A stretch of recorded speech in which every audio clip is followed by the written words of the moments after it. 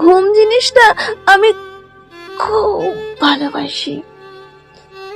এই ঘুমের জন্য বাড়িতে কথা শুনতে হয়, তবু ঘুমের সাথে আমার দারুণ সম্পর্ক।